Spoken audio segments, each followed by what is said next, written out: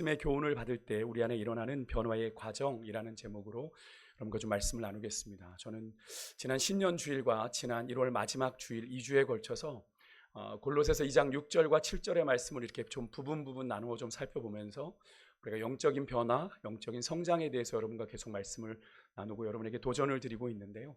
벌써 한 달이 훌쩍 지나갔습니다. 여러분 1월 한 달 어떻게 만족스럽게 보내셨습니까?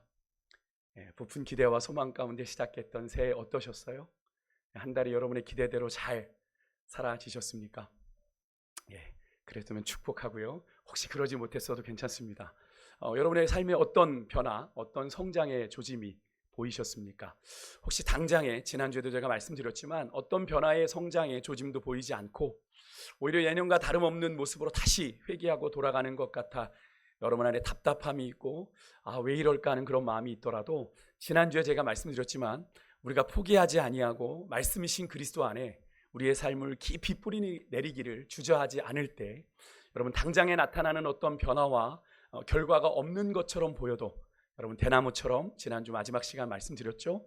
우리는 주님 안에 조금씩 자라고 있음을 여러분 꼭 믿으시고 여러분의 믿음의 경주를 계속 달려가실 수 있기를 주의 이름으로 축원드립니다. 넘어지고 깨어져도 우리는 주님께로 한 걸음씩 매일처럼 나아가고 있는 줄 믿습니다. 우리 교회 어떤 집사님이 건강을 위해서 달리기를 시작하셨다고 들었어요. 하루에 4km 집 주변을 뛰는 연습을 하면서 조금씩 거리를 늘려서 이제 하프 마라톤에 한번 도전해 보겠다 이런 결심을 했다고 들었는데요. 참 멋진 도전이죠. 그죠? 지금 당장은 그 4km를 뛰는 그 시간들이 숨이 턱에 차오르는 듯 하지만 분명 그 시간들이 매일 반복됨을 통해서 집사님의 호흡은 또 폐활량은 또 신체 밸런스는 더 좋아져서 더 긴 시간을 달릴 수 있는 호흡과 신체적인 능력을 갖추게 될 것이고 오래지 않아 나도 모르는 사이 하프 마라톤을 뛰는 그런 꿈을 이루게 될 것이라 저는 분명히 믿는데요. 여러분 지난 주일에 나누었던 그런 하나님 나라의 원리도 마찬가지죠. 그죠? 하나님의 나라의 원리는 돌로 떡으로 만들어 먹는 게 아닙니다. 그죠?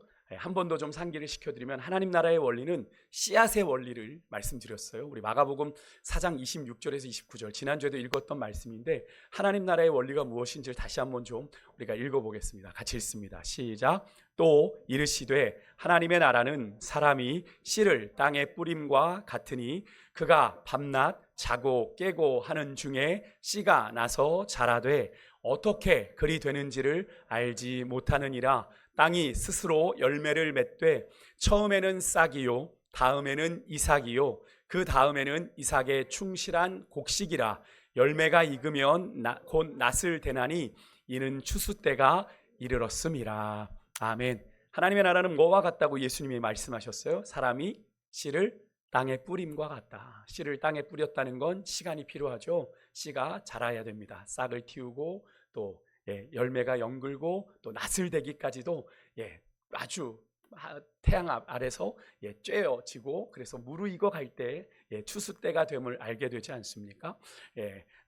그렇게 하나님의 나라는 그렇게 움직인다는 거예요. 씨가 자라고 싹을 틔우고 싹이 열매를 맺고 추수 때가 되기까지. 근데 여러분 그렇게 하는 것이 하나님 나라의 원리인데 과정을 무시하고 야 배고프지? 돌로 떡을 만들어 먹어 라고 했던 이 마귀의 유혹은 하나님 나라의 원리가 아니다라는 말씀을 드렸어요. 기억하십니까? 돌로 떡을 만들어 먹으라는 이 마귀의 유혹은 어떤 의미라고 그랬어요? 과정 필요 없어. 그죠? 뿌리를 내릴 필요 없어. 어떻게든 열매만 맺으면 돼. 어떻게든 결과만 얻으면 돼. 불법하면 어때? 부정하면 어때? 결과만 얻으면 되지. 다 너의 성공만 기억할 거야. 과정 중에 불법 기억하지 않아. 네가 원하는 대로 해. 라고 말하는 거죠. 하나님 나라의 원리이고 법칙이고 뭐고 상관없이 지름길을 택해야지 라고 말하는 것이 돌로 떡으로 만들어 먹으라는 이야기죠. 결국에는 하나님이 아닌 누구를 의지하라는 거예요? 세상을, 마귀를 의지하라는 말이죠. 세상의 공중권세 잡은 마귀는 지금도 오늘도 우리 성도들을 끊임없이 이렇게 유혹합니다. 돌을 떡으로 만들어 먹어. 세상이 그렇게 하고 있잖아. 사람들은 성공만 기억해. 너가 잘 되는 것만 기억해. 과정의 불법 괜찮아. 다 잊어버려 라고 얘기하는 거죠. 그렇게 유혹하고 있다라고 말씀을 드렸어요. 여러분 그런 세속적인 유혹에 나도 모르게 계속 노출되어 지내다 보면 어떻게 돼요? 마음의 미혹이 되는 거죠.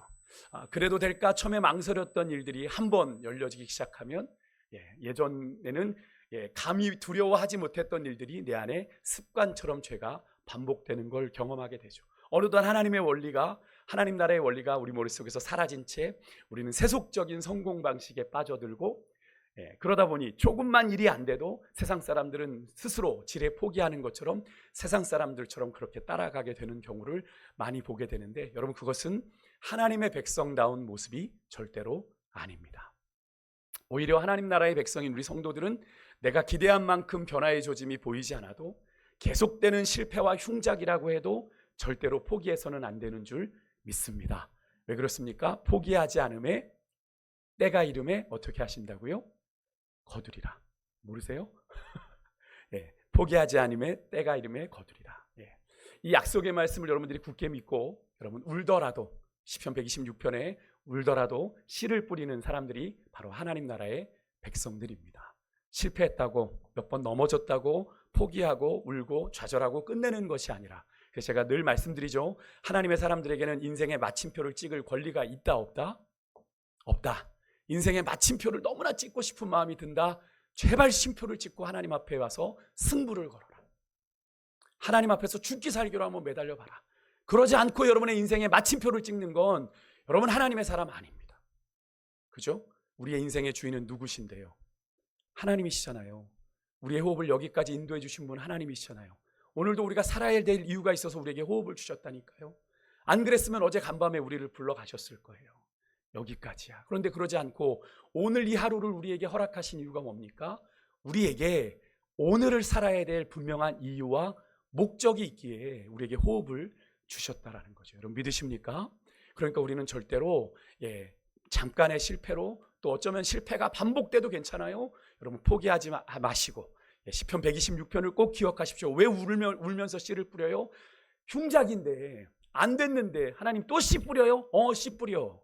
울며 씨를 뿌리면 어떻게 된대요? 기쁨으로 그 단을 가지고 돌아온다. 주님 약속하셨잖아요. 여러분 믿으십니까? 오늘도 우리가 말씀을 통해서 내 안에 새로운 변화와 성장의 꿈을 좀 구체적으로 꾸실 수 있는 그런 시간이 되기를 소망하는데요. 오늘은 이 골로새서의 말씀 구절 가운데 이 구절에 좀 초점을 맞춰서 여러분과 좀 말씀을 나누려고 합니다. 변화를 받은 대로라고 하는 이 표현이에요. 7절에 보면 그 안에 뿌리를 박으며, 우리가 지난주에 뿌리를 박는 이야기를 했죠. 세움을 받아 교훈을 받은 대로, 이렇게 이 말씀이에요. 교훈을 받은 대로. 여기서 말하는 교훈은 뭘까요? 우리가 무슨 교훈을 받죠? 하나님의 말씀을 통해 교훈을 받죠. 우리가 지난 주일에 제가 그리스도 안에 뿌리를 박는 걸 두 가지로 말씀을 드렸어요. 혹시 기억하십니까? 첫 번째는 뭐였죠? 내가 하나님만 의지하는 것을 그리스도 안에 뿌리를 박는다고 말씀을 드렸고, 두 번째가 뭐였어요? 말씀이신 그리스도 안에 뿌리를 내리는 거다. 그 말씀의 연장선에서 오늘 말씀이 아마 이어지게 될 것 같습니다. 오늘 우리 성도들이 궁극적으로 지향해야 되는 변화와 성숙의 목표는 뭡니까? 누구를 닮아가는 거죠? 예수 그리스도를 닮아가는 겁니다. 그래서 우리는 그것을 위해서 우리 안에 충만케 하시는 하나님의 말씀을 우리가 받아야 돼요. 왜요? 말씀이신 주님이 우리 안에 충만히 거하게 될 때 그 말씀이 나를 주장하고 내가 그 말씀을 따라 하루하루 제가 지난주에 말씀드렸죠. 나의 생각을 결정하고 나의 삶의 태도를 결정하고 나의 언어를 결정하다 보면 나도 모르는 사이 내 안에 주님의 모습이 드러나게 되기에 그런 거죠.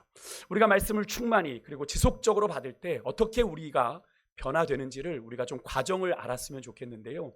우리가 말씀을 통해서 변화되는 건 하나님이 원하시는 방향으로 새롭게 되는 변화이죠. 내가 원하는 모습으로 변화되는 게 아니라 주의 뜻을 따라가기에 하나님이 내게 기대하는 모습으로, 원하시는 모습으로, 방향으로 새롭게 변화되는 변화로, 그냥 우리의 외모가 변화되는 게 아니라 우리의 본질이 변화되고 우리의 인격이 변화되는 것을 의미합니다.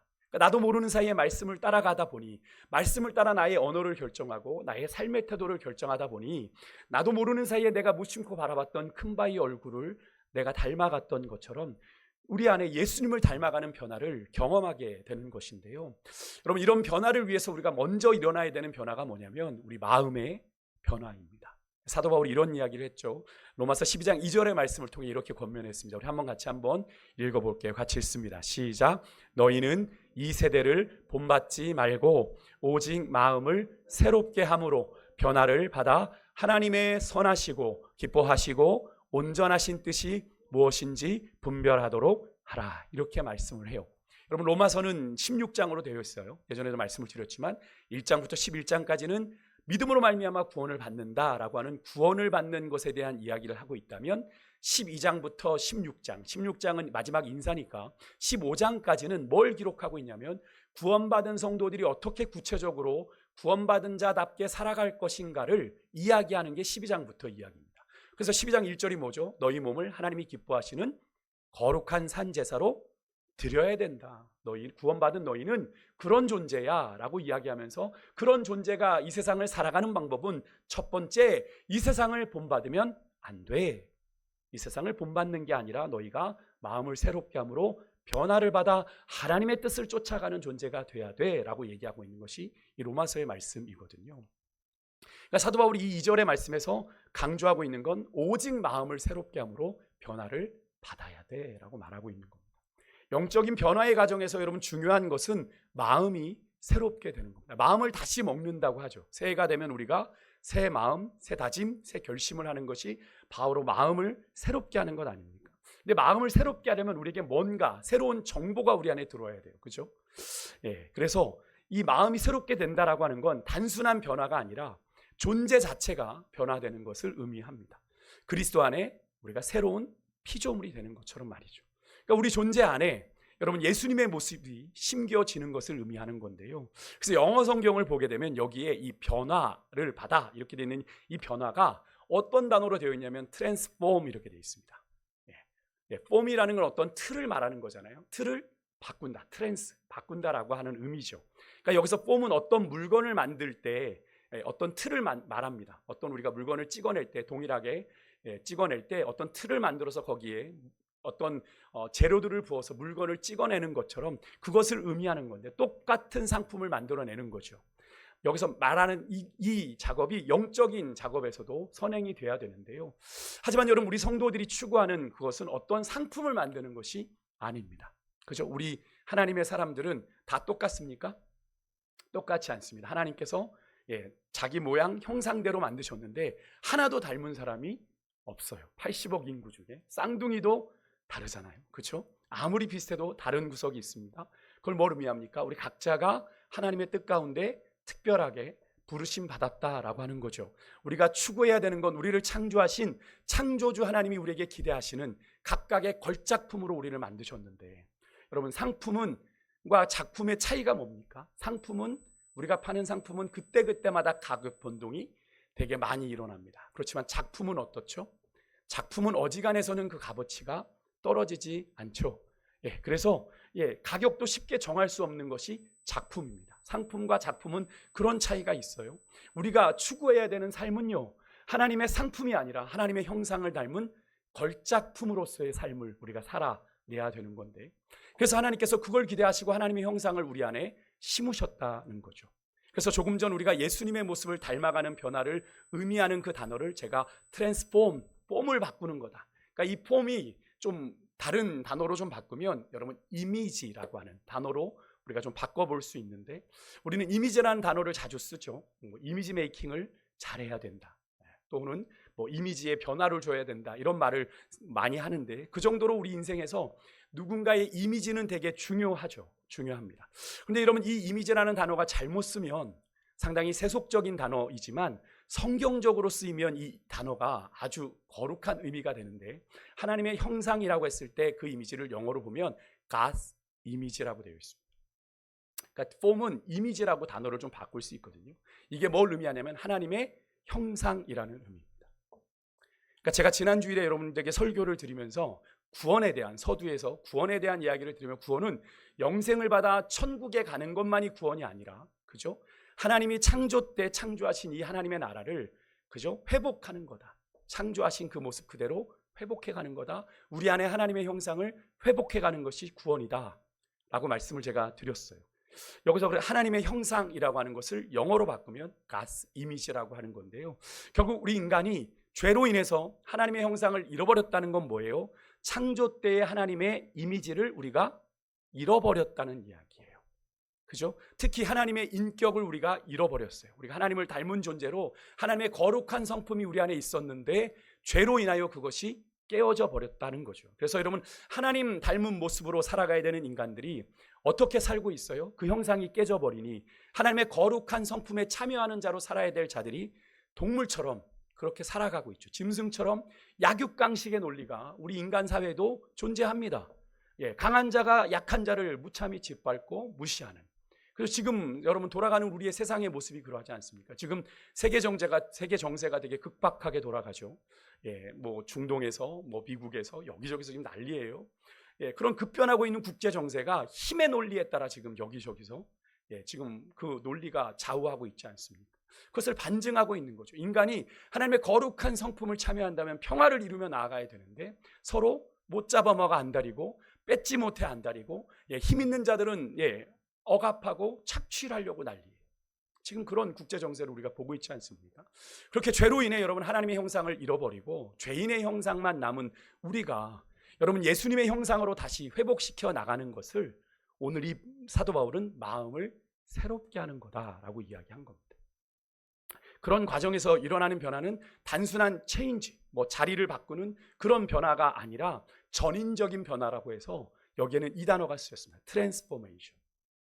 전혀 형태가 완전히 전환되어진 전인적인 변화가 우리 안에 일어나게 된다라고 얘기하는 겁니다. 그래서 마음을 새롭게 함으로 변화를 받아라고 하는 이 구절을 영어 성경으로 보면 변화라는 이 단어에 체인지가 되었다라고 쓰지 아니하고 트랜스포음 되었다라고 쓰고 있어요. 그렇게 마음을 새롭게 하는 변화가 일어나기 위해서는 조금 전에도 말씀드렸던 것처럼 뭐가 들어와야 된다고요? 새로운 정보가 들어와야 되는데 여기서 새로운 정보는 뭘 의미할까요? 하나님의 말씀입니다. 하나님의 말씀, 복음의 말씀입니다. 새로운 정보인 하나님의 말씀이 우리 생각에 들어올 때 우리는 어떻게 되죠? 우리가 하나님의 영감을 얻게 되죠. 그죠? 그 영감을 얻게 될 때 우리는 말씀을 읽으면서 뭘 깨닫게 되죠? 깨달음을 얻게 됩니다. 그죠? 이 과정에서 역사하시는 분이 누구예요? 특별히 성령 하나님이시죠. 그래서 사도 바울은 디모데후서 3장 16절에 모든 성경은 무엇으로 되었다고 그래요? 하나님의 감동으로 된 것이라고 기록하고 있는 거예요. 이게 뭔 이야기냐면 세번역 성경을 보면 하나님의 감동을 하나님의 영감으로 번역을 했어요. 그럼 결국 뭡니까? 성경은 누가 기록한 거라는 거예요? 성령께서 사람을 통해 기록하신 거죠. 그러니까 성령님은 말씀을 통해 우리에게 역사하시고요. 말씀은 성령님과 함께 역사합니다. 그래서 성령이 없이는 우리가 말씀을 온전히 깨달을 수가 없는 거예요. 여러분들 말씀 묵상 집 앞에 혹시 보시면 그 말씀 묵상을 어떻게 하는지 기본적인 안내가 되어 있죠. 거기 보면 1번에 기도가 먼저 나옵니다. 그죠? 기도를 뭘 기도하게 되어 있는지 보셨어요? 거기 보면 성령께서 우리의 말씀을 깨닫게 하도록 그렇게 간구하라고 거기 써 있을 겁니다. 성령께서 우리로 말씀을 읽을 때 물론 지식적으로 뭐 베들레 이런 건 알 수 있습니다만 그 말씀 속에서 나에게 주시는 은혜는 성령께서 깨닫게 하실 때 알 수 있는 거거든요. 그래서 그것을 간구하라고 되어 있어요. 그러니까 말씀 묵상은 사실은 말씀 연구가 아니라 말씀을 되새김질하며 말씀이 내게 주시는 성령의 은혜를 찾아가는 거예요. 알아가는 거예요. 그래서 말씀 묵상을 하는 건데 그래서 그런 기도를 먼저 구하라고 하는 거예요. 사실 이게 너무나 당연한 이야기 아닙니까? 왜 그래요? 조금 전 살펴본 디모데후서 3장 16절 말씀에 말씀은 누구에 의해서 기록이 되었습니까? 성령님에 의해서 기록되었습니다. 진리의 영이신 성령께서. 성령님의 물론 성경은 여러분이 통독하시는 분들은 좀 아시겠지만 1600여 년 동안 기록이 되었습니다. 그것도 한 40여 명의 저자를 통해서 기록이 되었어요. 하지만 궁극적으로 그 성경이 여러분 1600년의 긴 시간 동안 누구 하나가 오래 살아서 그것을 다 일일이 기록하지 않았잖아요. 그죠? 그런데 어떻게 여러분 그 수십 명의 저자들이 하나의 주제 성경은 뭐에 대한 이야기예요? 말씀이신 예수님에 대한 이야기죠. 오실 메시아 구약, 오신 예수님, 메시아 신약, 오실 메시아에 대한 이야기가 성경입니다. 그러니까 성경의 주제는 뭘로 관통돼요? 예수 그리스도로 관통이 된단 말입니다. 어떻게 이게 가능하죠? 무려 1600년이라는 긴 시간 동안 40여 명의 저자가 각자 시대에 썼는데 그죠? 각자 시대에 하나님의 말씀이 임해서 그들이 기록한 성경인데 어떻게 그 주제가 같을 수 있냐는 거예요. 누가 하신 일이에요? 성령께서 역사하신 까닭이죠. 성령께서 그들에게 영감을 주셔서 그 말씀을 기록하게 하셨기에 내용이 주제가 통일될 수 있었던 거죠. 그래서 여러분, 말씀은 우리가 성령님을 통해서 우리가 볼 때 바르게 깨달을 수 있습니다. 그러니까 우리가 말씀을 묵상하실 때 여러분, 책부터 피지 마시고 여러분, 책을 딱 놓고 말씀을 놓고, 하나님, 오늘도 내가 이 말씀을 통해 주님의 마음을 깨닫게 해주십시오. 주님이 내게 하시는 주의 음성을 깨닫게 해주십시오. 기도하고 그 말씀을 여실 때 여러분, 그 말씀 가운데서 여러분 각자에게 주시는 특별한 은혜들이 있는 거죠. 그래서 제가 자주 말씀드리죠. 같은 본문을 묵상해도 은혜 주시는 구절들이 다 다른 이유가 거기에 있는 겁니다. 하나님께서 각자에게 주시는 은혜가 다 다르기 때문에 그런 거죠. 그렇다면 여러분, 구체적으로 어떤 과정을 통해서 말씀이 우리 안에 역사하게 되는 걸까요? 좀 막연하지 않습니까? 말씀이 우리 안에 역사한다라고 하는 게 때로는 참 막연하게 들릴 때가 있어요. 좀 신앙생활 하신 분들은 그래도 좀 경험해 보신 게 있어서 아실 수 있지만, 신앙생활이 그렇게 깊지 않으신 분들은 참 목사님 그런 얘기 많이 하는데 나는 그게 모르겠는데 라고 생각하시는 분들이 있어서 오늘 좀 말씀을 거기에 초점을 좀 맞추려고 하는데요. 우리가 여러분, 말씀을 통해 깨달음을 얻게 될 때 여러분, 제일 먼저는 우리의 생각에 충격이 일어나게 되죠. 왜 그렇습니까? 우리가 기존에 가지고 있었던 우리의 기존의 세상적인 가치관과 성경의 가치관이 충돌을 합니다. 그죠? 기독교적 세계관이라고 하죠. 세속적인 세계관과는 분명히 다르지 않습니까? 그래서 예수님이 가르치셨을 때, 이 신약에 오셔서 가르치셨을 때도 그렇게 트러블이 많이 생겼던 거잖아요. 그죠? 그런 것처럼 우리가 말씀을 읽을 때 우리의 생각에 충격이 생기고, 생각에 충격이 생기면 뭔가 변화가 일어나죠. 바위에도 이렇게 깨어짐이 생기면 바위가 변화되는 것처럼 생각에 변화가 일어나게 됩니다. 하나님이 이렇게 말씀하고 계시네. 내가 기존의 세상에서 가지고 있던 생각은 그건 죄된 생각이네. 깨닫게 되며 생각에 변화가 생기게 됩니다. 생각이 변화가 생기게 되면 그 생각이 우리의 마음속에 내려와 우리의 마음을 변화시키게 되는 거죠. 새롭게 하는 겁니다. 그래서 새로운 다짐을 하게 되고, 우리가 말씀을 묵상하고 거기에 내가 그 말씀을 쫓아 오늘 어떻게 살아야 할지 새로운 결심과 다짐을 기록하게 되는 거죠. 그렇게 우리의 마음이 새롭게 될 때, 마음만 새롭게 되는 것이 아니라 마음이 새로워지면 뭐가 바뀌냐면 우리의 시각이 바뀝니다. 이것은 단순히 보는 시각이 바뀌는 게 아니라, 단순히 보는 것을 말하는 것이 아니라 보는 관점이 달라지게 되는 거죠. 여기서 보는 관점이 변한다는 건 우리의 관이 변화되는 것을 의미하는데, 우리가 그런 이야기 하잖아요. 인생관, 신앙관, 가치관, 그죠? 물질관, 세계관, 이런 표현을 쓰지 않습니까? 이런 것들이 변화되는 거죠. 우리 안에 말씀이 들어올 때. 기존에는 내가 세속적인 가치관을 가지고 살았습니다. 돈이 전부인 줄 알고 살았어요. 근데 돈을 사랑함이 일만하게 뿌리가 된다라고 말씀을 하시는 거죠. 돈이 악은 아닙니다, 여러분. 늘 말씀드려요. 돈이 악이 아니지만 돈을 하나님보다 더 사랑하게 되면 그게 일만하게 뿌리가 된다라고 말씀하시는 걸 들었어요. 세상은 돈이 전부라고 이야기하는데, 그죠? 어떤 일이 벌어지겠어요? 물질에 대한 물질관이 말씀을 깨닫는 순간 바뀌어지게 되는 거죠. 그러니까 여러분 안에 아직도 말씀이 하나님의 뜻보다 먼저, 여러분의 물질이 여러분 하나님의 말씀보다 먼저 되고 있다면 죄송하지만 여러분은 하나님을 섬기고 있는 것이 아니라 물질을 섬기고 있는 거예요. 죄송하지만. 그러니까 여러분, 물질관이 바뀌고 세계관이 바뀌는 거죠. 세계는 우연히 생겨났다, 그렇게 원숭이가 진화돼서 우리 인간이 되었다라고 얘기하지만, 우리는 창조의 섭리를 믿죠. 하나님의 형상을 따라 지음받았고 범죄한 인간으로 인해 창조된 세계가 망가졌고, 우리는 그런 가운데 인간만이 아니라 온 세계가 망가져 지금 이 전쟁의 포화 속에, 이 전쟁의 위기 속에 우리가 살아가고 있다는 걸 바라보게 되는 거죠. 어떻게 됩니까? 주님 다시 오실 때가 머지 않았나 하는 마음들을 갖게 되는 거죠. 그러면서 우리의 믿음을 다시 점검하게 되는 건 아닙니까? 세계관이 바뀌면 세상을 바라보는, 역사를 바라보는 시간이 바뀌게 되는 거죠. 그런 관점이 변화되는데, 그래서 세상에서도 그런 말 하지 않습니까? 조금 부정적인 의미지만 먼 눈에는 뭐만 보인다라는 게 왜 그런 겁니까? 그 사람의 관점이라는 거예요. 그 사람이 그런 말을 내뱉은 데는 그 사람이 그런 관점을 가지고 있으니까 그런 말을 내뱉는다라는 의미거든요. 약간은 부정적인 의미이지만, 여러분, 그렇게 시각의 변화가 일어나면 그 다음엔 어떤 변화가 오게 되냐면요, 말씀을 듣고 시선이 바뀌어요. 관점이 바뀌어요. 그 다음엔 우리의 언어가 변화되는 겁니다. 그래서 우리의 언어는 우리의 시각에 따라 바뀌게 되어 있어요. 그래서 우리의 언어가 바뀌면 우리의 행동이 그 다음에는 바뀝니다. 그래서 우리의 행동은 언어의 지시를 받게 되죠. 내가 말한 대로 행동하게 되잖아요. 우리 언어는 생각의 지시를 받고, 우리의 생각은 그 마음의 지시를 받게 되는 거죠. 정리하면 우리의 생각이 우리의 언어에 영향을 주고, 우리의 언어가 지시하는 대로 우리는 행동을 하게 되는 거예요. 그러니까 여러분들이 거룩한 말들을 내뱉을 수 있어요. 믿음의 말들을 선포할 수 있어요. 맨날 부정적인 얘기 하는 분들, 삐딱한 시선을 가지고 있는, 세상에 대해서 비관적인 관점을 가지고 있는 분들은 늘 입만 열면 원망과 불평을 쏟아내죠. 그런데 하나님의 시선을 바라보는 사람들은 감사를 선포하고 믿음을 선포하고 하나님이 하실 일들, 소망의 말들을 선포하는 것. 그게 어디서 나오는 거겠어요? 하나님께서 주시는 마음에서, 마음의 변화에서 시작이 되는 거죠. 하나님을 향한 믿음이 우리 안에 충만해질 때, 하나님이 주신 소망이 우리 안에 충만히 거하게 될 때, 지금의 현실은 비관적이지만 그 현실을 바라보는 눈이 달라지게 되는 거죠. 그래서 우리가 믿음의 말을 선포하게 되고 믿음의 말대로 행동까지도 우리가 하게 되는 거죠. 그렇게 우리의 언어에 따라 우리의 행동이 변화되게 될 때 그 변화가 우리 안에, 우리의 존재 안으로 자연스럽게 스며들게 되고 그 행동이 반복되면 뭐가 돼요? 뭐가 되죠? 행동이 반복되면 습관이 됩니다. 그죠? 습관이 돼. 행동이 반복이 되면 습관이 되죠. 그리고 여러분 세상에서도 어떤 행동을 며칠만 하면 그게 습관이 된다고 그래요? 21일. 그죠? 3주만 하면 그 행동이 습관이 된다라고 세상에서도 이야기하더라고요. 그래서 누군가에게 이제 자기 개발 도전을 할 때 21일만 그 행동을 반복해라. 그럼 그게 습관이 된다라고 얘기를 하더라고요. 물론 이제 그거는 뭐 심리학자들이나 이런 사람들이 하는 이야기지만 세상에서도 그렇게 이야기한다면 행동이 반복이 되면 그것이 습관이 되어서 자연스럽게 내 몸에서 배어 나오게 되는 거죠.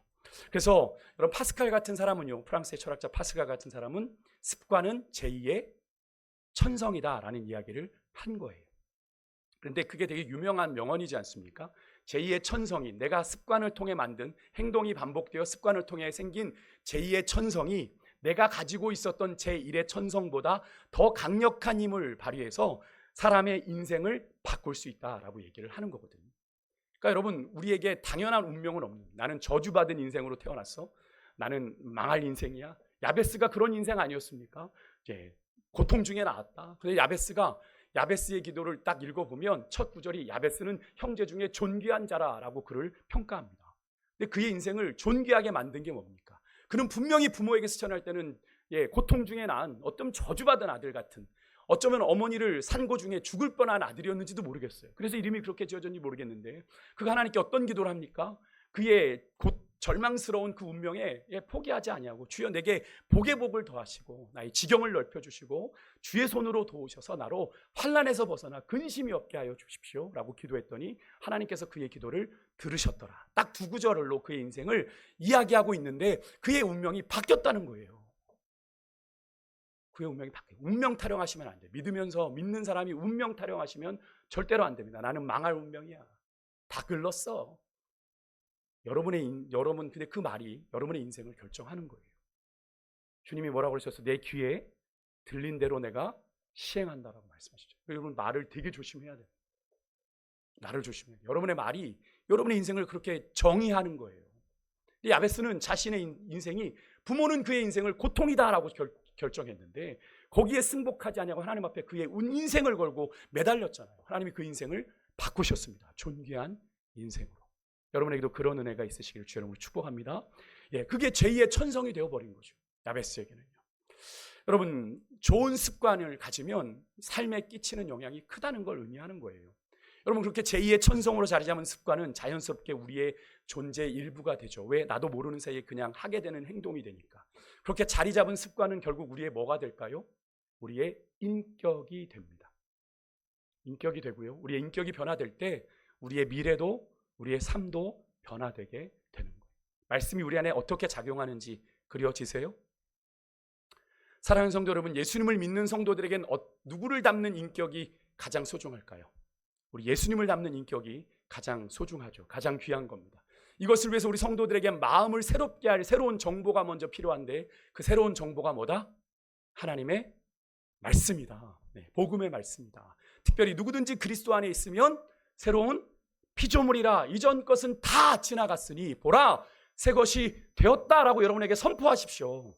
나는 주님 안에 새롭게 된 존재야. 여러분 믿음으로 선포하십시오. 나는 더 이상 과거에 내 실패에 눌려 있을 수 없어. 나는 새로운 존재야. 주님과 함께 새롭게 일어날 거야. 믿음으로 선포하실 수 있는 여러분이 되실 수 있길 주님 축복합니다. 여러분 그것이 복음이잖아요.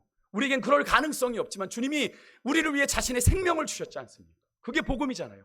십자가에서 우리를 대신하여 죽으시고 내가 죽어야 될 그 자리, 그 사망의 권세를 이기시고 부활하심으로 우리를 하나님의 형상으로 다시 회복시키셨다라고 하는 그 복된 소식이 복음이잖아요. 복음, 복된 소식, 좋은 뉴스. 그걸 들었는데 우리는 여전히 죄 가운데 매여 있으면 안 되는 거죠. 그러지 않습니까? 여러분, 우리가 이 사실을 믿음으로 받아들일 때 우리 안에 가득했던 죄인의 형상이 하나님의 형상으로 변화되게 되는 줄 믿습니다. 하나님이 바꾸시는 거예요. 나는 너를 더 이상 정죄하지 않는다. 내가 너를 의롭다 했다. 그럼 우리 자꾸 죄에 매여 있으면 하나님의 뜻을 이루어갈 수 있겠어요? 없겠어요? 없는 거죠. 죄의 발목이 잡혀 못 가는 겁니다. 여러분, 올해 2026년도는 새롭게 우리가 한 걸음을 떼보자고요. 하나님, 나는 연약하지만 주님이 나를 새롭다 하셨기에, 나를 새로운 피조물 삼아 주셨기에 내 안에 죄된 모든 습관 버리고 주님의 거룩한 습관이 내 인격이 되는 그런 삶을 꿈꾸겠습니다. 주님 도와주십시오. 그렇게 기도하며 나아갈 때 우리의 삶에 놀라운 역사가 일어나게 될 줄 믿습니다. 결국요, 우리 인생의 문제는 여러분, 우리 안에 무엇이 들어오느냐가 결정을 합니다. 여러분은 여러분의 인생의 변화를 위해서 어떤 정보들을 여러분 안에 매일 받아들이고 계세요? 작년 2025년 통계를 보니까요, 여러분들 손에 가장 많이 들려있는 우리나라 국민이 하루 평균 스마트폰, PC, 이런 태블릿 이런 것들을 이용하는 시간이 얼마일 것 같으십니까? 평균 5시간입니다. 상당히 많은 시간 아닙니까? 깨어있는 시간 얼마 되는데 비해서. 그렇죠? 그리고 평균 유튜브, 여러분 유튜브 많이 보시잖아요. 시간만 나면 유튜브, 화장실 가도 유튜브, 버스를 타도 유튜브, 지하철 타도 유튜브, 다 유튜브죠. 예, 유튜브 평균 시간은 얼마일까요? 시청시간 하루에 평균 2시간. 여가를 다 그걸로 보낸다고 합니다. 작년에 대비해서 한 5배가 재작년에 비해서 그 퍼센테이지가 올라갔다고 얘기를 하더라고요. 예, 유튜브 시청에 있어서 연령대로는 50대 이상 분들이 많이, 특히나 어르신들이 정말 다양한 컨텐츠들이 있으니까 보시는 거죠. 근데 여러분, 혹시 여러분들 가운데도 근데 이 유튜브의 정보들이 사실은 많이 걸러져야 되는 것들이 많이 있거든요. 예, 사실 확인돼야 되는 게 되게 많습니다. 그것을 자꾸 가짜 뉴스가 유포되는 게 그런 이유잖아요. 무분별한 정보들을 여러분 안에 혹시 계속 그렇게 5시간, 2시간 받아들이고 계시지 않으십니까? 과연 그런 정보들이 여러분 안에 어떤 변화를 가지고 올까요? 어떤 변화를 가지고 올까요? 물론 때로는요, 우리에게 긍정적인 변화를 가져올 만한 지식과 정보도 없지는 않습니다. 그죠? 하지만 통계를 보니 요즘에는 그 유튜브를 시청하는 시간이 막 늘어나고 여가 시간에 그걸 다 하는 걸 보니 이유가 뭐냐면 쇼츠라고 하는 짧은 영상 15초, 30초, 긴 건 1분까지. 그죠? 많은 사람들이 여가 시간에 대부분을 그걸 이렇게 계속 위로 올리면 계속 나오잖아요. 그걸 보느라 있다 보면 나도 모르게 1시간, 2시간 막 가는 거죠. 그러니까 사실 쇼츠 영상은 대부분의 시청자들의 시선을 끌기 위한 용이기 때문에 자극적이고 또 그런 정보들, 흥미로운 영상들로 채워져 있기 때문에 사실은 그렇게 유익한 정보를 발견하기 어려운데, 여러분들 그런 검증되지 않은 정보들에 집중하느라 정말 여러분 안에 그리스도인으로서 채워야 할 것들을 채우지 못하는 그 시간을 다 검증되지 않는 정보를 찾고 보는 데에 여러분들 쓰고 계시지는 않으신지, 여러분 삶을 좀 돌아보실 수 있었으면 좋겠어요. 여러분이 그 정보를 받아들여 여러분의 삶에 어떤 변화가 일어나냐. 다시 말씀드립니다. 우리 인생의 문제는 우리 안에 어떤 정보가, 무엇이 들어오느냐에 따라 결정이 되는데요. 여러분은 복음의 말씀이 여러분 안에 새로운 정보로 받아들여질 때 우리 안에 잠재되어 있는 하나님의 가능성이 꽃피우고 열매 맺게 된다는 사실을 여러분 믿으시길 바랍니다. 왜 그렇습니까? 우리 안에는 하나님의 형상이 죄로 인해 깨어져 있지만 잠재되어 있죠. 믿으세요? 우리 안에 하나님의 형상이 있다니까요. 지난주에 인사했잖아요. 당신 안에 하나님이 계십니다. 당신 하나님 닮은 것 같습니다. 그죠? 그 형상은 지금 회복되기를 기다리고 있어요. 주의 은혜로 말이죠. 여러분 안에 하나님의 형상이라고는 엄청난 가능성이 여러분 안에 꿈틀대고 있는데 그 가능성은 언제 폭발하게 되냐면 하나님의 복음의 말씀을 내 안에 충만히 받아들이는 순간에 영적인 스파크가 일어나고 놀라운 변화가 여러분에게 일어나게 될 줄 믿습니다. 왜 변화가 일어나지 않냐고요? 말씀이 없어서 그래요. 여러분 하나님의 말씀으로 여러분을 충만하게 채워보십시오. 여러분의 삶이 변화되고 성숙해질 수 있습니다. 나도 모르는 사이 말씀대로 사라지게 됩니다. 그 말씀이 나를 주장하시거든요.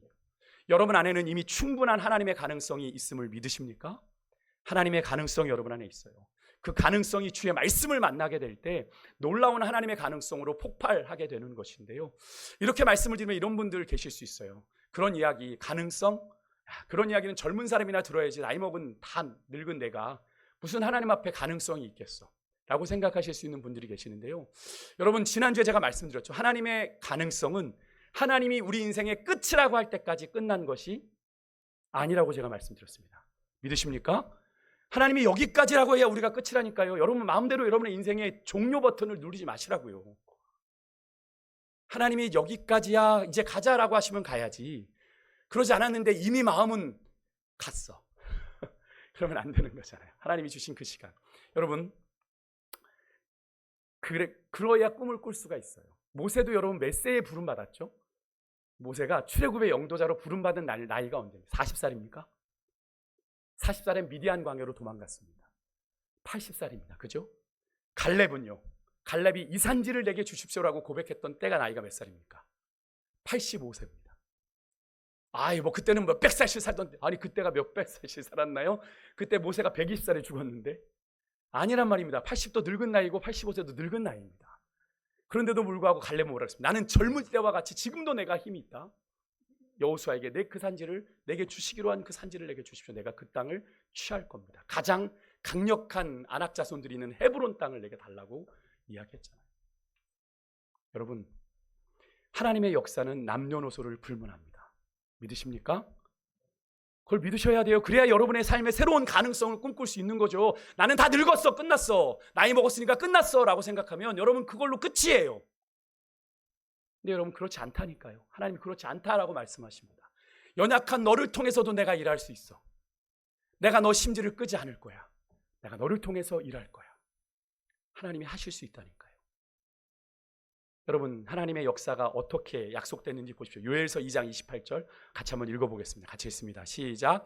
그 후에 내가 내 영을 만민에게 부어주리니 너희 자녀들이 장래일을 말할 것이며 너희 늙은이는 꿈을 꾸며 너희 젊은이는 이상을 볼 것이라. 아멘이십니까? 네, 젊은이, 자녀, 늙은이, 자녀들은 어린 아이들을 말해요. 늙은이들, 젊은이들 모두 하나님의 영이 역사하면 하나님의 사명을 각자에게 맞게 감당하게 하신다라고 분명히 약속하고 있고, 이 말씀을 사도 바울이 신약에 와서도 인용했잖아요. 그대로 되어졌고 말이죠. 여러분, 이 사실을 믿으십니까? 이 사실을 믿는 자에게 하나님의 역사가 나타나게 될 줄 믿습니다. 똑같은 말씀을 들어도 믿지 않으면 역사는 일어나지 않아요. 그래서 똑같이 신앙생활 하면서도 하나님을 경험하는 게 다른 거라니까요. 여러분, 한번 하나님을 제대로 만나보지 않으시겠습니까? 하나님을 정말 제대로 경험해보지 않으시겠습니까? 이왕 신앙생활 하는 거. 여러분, 그래서 우리가 오늘도 이 자리에 하나님의 그 역사하심을, 일하심을, 나를 통해 일하실 것을 기대하며 우리가 이 자리에 모여서 하나님을 예배하는 거잖아요. 예배는 뭡니까? 우리를 하나님 앞에 거룩한 산 제물로 드리는 거잖아요. 주님 뜻대로 나를 쓰시옵소서. 예배는 그겁니다. 하나님, 내 인생 주님의 것입니다. 나를 주님 뜻대로 사용하여 주옵소서. 여러분, 그 고백을 하면서 나는 아니요, 난 늙어서 다 끝났어, 나는 이미 나이 먹었어. 제가 여기 어르신들에게 뭐를, 저도 벌써 제가 이제 죄송합니다, 제가 50이라는 걸 넘어가니까 저도 벌써 제 생각에 많이 늙은 것 같아, 이렇게 생각을 해요. 죄송합니다. 저도 약간, 그러니까 지금 이제 우리 젊은 청년들하고 가끔 얘기하다 보면 엄청 세대 차이가 느껴지거든요. 너무 부러운 거예요. 저는 그러지 않을 줄 알았거든요. 저 친구들의 젊음이 부럽지 않을 줄 알았는데 그 젊음이 되게 부러워지더라고요. 그런데 그 생각에는 제가 뭐죠? 저도 나이를 들었다는 생각이 은연중에 깔려 있는 거죠. 움츠러들고 소극적이 되는 걸 경험하게 되더라고요. 하지만 하나님은 그렇게 말씀하지 않으시고 계시죠. 젊은이는 젊은이대로, 자녀들은 자녀들대로, 늙은이든 늙은이대로 하나님이 영을 부어주시면 하나님의 역사를 감당하게 된다. 여러분, 믿으십니까? 우리가 그 변화와 성숙을 위해 하나님의 말씀을 우리 안에 이제 교훈으로 받아들이고 충만히 받아들이기를 힘써야 되는데, 이 마지막이요. 사실 우리가 근데 이렇죠. 우리가 예수님을 처음 믿을 땐 말씀에 대해 잘 압니까? 모릅니까? 모릅니다. 그죠? 말씀의 뜻도 잘 모르겠고 읽어도 의미도 잘 모르겠어요. 그러니 말씀의 맛은 더더구나 모르겠죠. 그죠? 그래서 말씀을 주로 뭘로 써요? 잠이 안 와? 성경 읽어. 그죠? 그래서 수면제로 성경을 쓰죠. 물론 어떤 분들은 처음부터도 신앙생활 하시자마자 말씀을 잘 읽고 깨달으시는 경우도 있어요. 그래서 말씀의 맛을 신앙생활 시작부터 잘 알아서 은혜로운 신앙생활, 신앙이 빨리 잘하고 계시는 분들도 종종 있습니다만, 대부분의 경우는 예수님을 처음 믿고 영적으로 신생아나 어린아이가 되면 말씀의 맛을 잘 모릅니다. 그냥 교회에서 자꾸 읽으라고 하니까 그냥 어쩔 수 없이 읽어대긴 하는데 잘 안 읽어지죠. 그래서 읽다가 포기하고 그러지 않습니까? 그럼 맥체인 성경 4군데 잘 읽고 계세요? 1월 성공하신 분? 할렐루야. 1월 성공하신 분 계시네요. 1월 이렇게 한 달씩 이렇게. 이 4군데가 말씀이 참 은혜가 돼요. 여러분 읽어보시면 되게 은혜가 됩니다. 그렇지만 여러분 말씀을 받아먹는 게 너무 중요해요. 아직 내가 말씀의 맛을 모른다고 해도 말씀을 많이 받아먹으면 그 말씀 자체가 능력이 있기 때문에 내가 내 이해의 여부와 상관없이 그 말씀 자체가 능력이 있기 때문에 그 말씀이 우리를 변화시킵니다. 믿으십니까? 말씀은 말씀 자체로 능력이 있어요. 믿으세요? 우리가 이해하고 받아들이고 여부를 떠나서 말씀 자체가 우리를 새롭게 합니다. 분명한 건 말씀을 많이 받은 사람일수록 믿음이 빨리 성장하고 지속적으로 성장한다는 사실이거든요. 반면 아무리 신앙생활을 오래 해도 여러분 그 안에 역사하는 말씀이 적은 사람은요, 죄송해요, 그렇게 몇 독이 중요한 건 아니지만 그래도 말씀을 수십 년 신앙생활했는데 말씀 1독도 못하신 분들 같은 경우는 말씀이 너무 빈약하니까 별로 능력이 없고 신앙생활이 많이 요동치는 걸 보게 됩니다. 그런 분들 경우는 말씀이 많이 없는 거예요. 근데 말씀이 신앙의 연륜이 작아서가 아니라 그 속에 말씀이 없으니까 신앙생활을 오래 했는데도 유난히도 이게 큰 거죠. 업앤다운이, 신앙의 업앤다운이 큰 겁니다. 여러분, 그래서 우리가 영적으로 성장하기 위해서는 우리 안에 일정한 말씀이 필요한 겁니다. 그래서 성경 일독을 위해서 평일에는 3장 읽고 주말에는 5장 읽으면 일독한다고 그런 것도 있잖아요. 요즘에는 읽어주기도 하고 얼마나 성경을 잘 읽을 수 있게 해놨는지. 여러분 유튜브 보지 마시고 성경 틀어놓고 계세요. 그거 모르시 말씀 따라가면 얼마나 은혜가 되는. 차 타고 오래 가시면 그 말씀 들으십시오. 여러분 구원은요, 우리가 아주 기본적인 말씀, 요한복음 3장 16절, 로마서 3장 23절 이런 말씀들 몇 말씀만 알아도 구원은 받습니다. 그죠?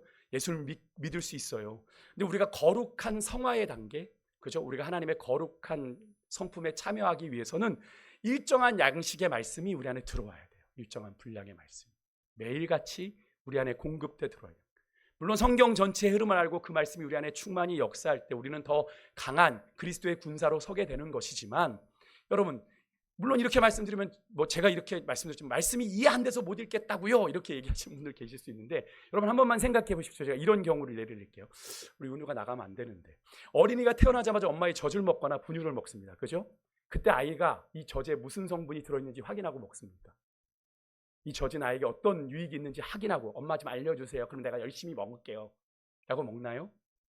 아니죠. 그냥 엄마가 젖을 물리면 아이가 그 젖을 충분히 먹습니다. 배가 부를 때까지. 그죠? 어린아이는 아직 젖이 무엇인지도 모르고 먹습니다. 그죠? 하지만 젖을 무조건 받아 먹게 되죠. 분유를 먹거나. 엄청난 열정을 가지고 아이들이 가끔 이제 분유 먹는 거 보면, 지난번에 은우도 보니까 막 전투적 그죠? 막 전투적으로 이걸 막 먹더라고요. 그죠? 그렇게 먹으니까 아이가 성장을 하고 건강하게 성장하게 되는 거죠. 먹는 것이 아이의 성장을 거의 결정한다고 해도 과언이 아닙니다. 근데 여러분 그렇게 아이가 성장하는데도 어느 정도 일정한 양의 음식을 아침이든 저녁이든 우유를 몇 병 먹었어 표시하잖아요. 그죠? 왜냐하면 그걸 먹어줘야 성장을 하기 때문에 그런 걸 아닙니까? 근데 그렇게 하면 이제 아이가 결국엔 뒤집기도 하게 되고, 누워만 있던 아이가 기어가게도 되고, 이제 걸음마도 하게 되고, 벽 잡고 걷던 아이가 이제는 문턱도 넘어가게 되고, 우리가 요즘 은우를 보면서 그걸 느끼잖아요. 그죠? 그런 모습이죠. 더 생생하게 느끼는 건 아닙니까? 그 아이가 점점 자라는 걸. 그렇게 아이가 힘을 얻어 성장하고 어느 정도 장성하면 청소년기를 거치고 청년이 되면 이제 육체적인 성장은 어느 정도 멈추게 되죠. 그리고서는 이제 성숙해가는, 어른으로서 성숙해가는 모습을 보게 되는데, 영적인 성장도 마찬가지입니다. 예수님의 3년간 공생애를 따라다녔던 제자들, 예수님을 처음 만났을 때 주님의 하시는 말씀 잘 이해했나요? 잘 이해 못했습니다. 그죠? 예수님이 너무 안타까우셨죠. 이해 못하는 것 때문에 너무나 안타까워하시기까지 했죠. 예수님께서 그런데도 제자들에게 계속 말씀을 가르치시고, 특별히 비유를 하신 뒤에는 이 제자들에게 그 비유를 풀어 설명까지도 해주셨습니다. 그들 안에 말씀을 가득 채우시는 걸 볼 수 있죠. 그러면서 이렇게 너희가 지금은 알지 못하지만 이 말씀을 깨닫는 때가 올 거야 라고 말씀하셨던 거 우리가 복음서를 보면 알게 되지 않습니까? 사실 여러분, 제자들은요, 오순절날 성령의 충만을 받기까지 예수님이 하신 말씀을 온전히 깨닫지 못했습니다. 그런데 그들이 오순절 성령의 충만을 받고 나니 베드로가 사도행전 4장에 정말 멋진 설교를 구약에서부터 쭉 훑어오면서 설교를 하는 장면을 보게 되죠. 하나님의 말씀, 예수님의 말씀이 그제서야 깨달아지니까 쫙 풀려진 거예요. 여러분, 예수님은 이 제자들에게 성령이 임해 그 말씀의 진정한 의미를 깨닫는 그날을 기다리면서 그들 안에 하실 수 있는 대로 말씀을 계속 채우신 거예요.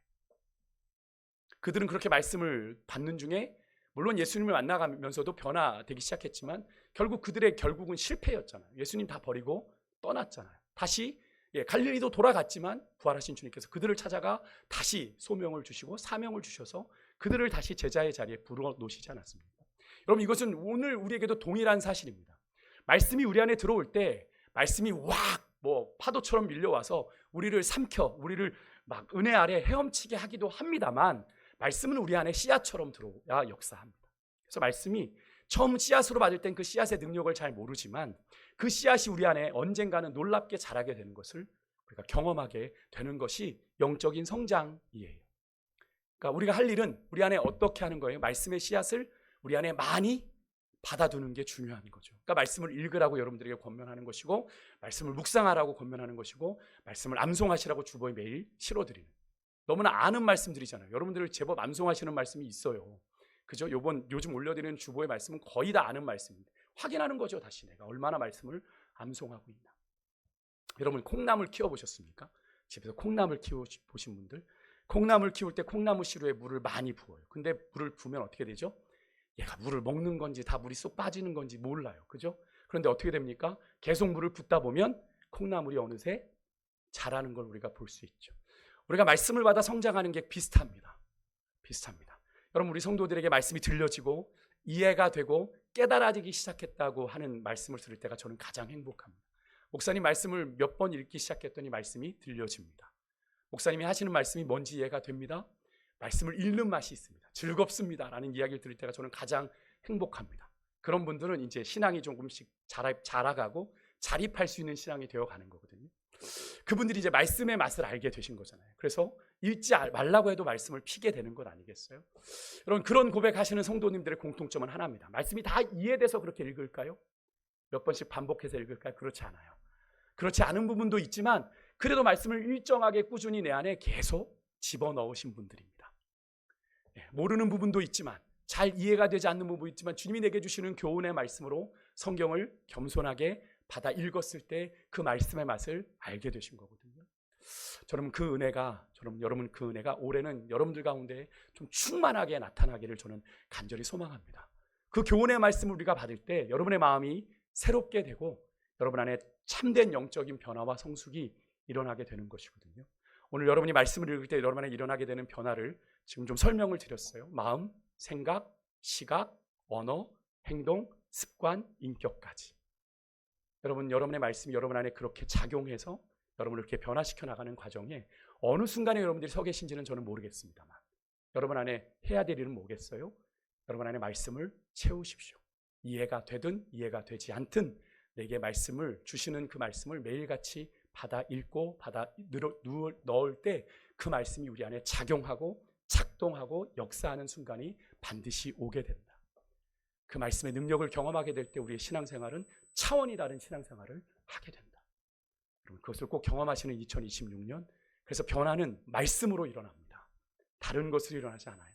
그 말씀을 듣기도 하고 읽기도 하고 묵상하기도 하고 암송하는 가운데 말씀의 흥황함이 일어나면 여러분의 신앙에도 영적인 부흥이 일어나게 되고 영적인 새로운 역사들이 여러분에게 일어나게 될 것이고 지금까지 경험하지 못했던 하나님의 역사가 여러분의 삶 가운데 새롭게 일어나게 될 줄 믿습니다. 우리 선포할까요? 나는 새로운 피조물입니다. 그리스도 안에 나는 새로운 피조물입니다. 한 번 더요. 아멘이십니까? 그럼 말씀이신 그리스도와 함께 올 한해 달려가십시다. 내 안에 새 일을 행하실 주님을 기대하며 그렇게 달려가는 여러분과 제가 될 수 있길 주 여러분께 축복합니다. 우리 말씀 앞에서 아까 우리 불렀던 찬양 함께 고백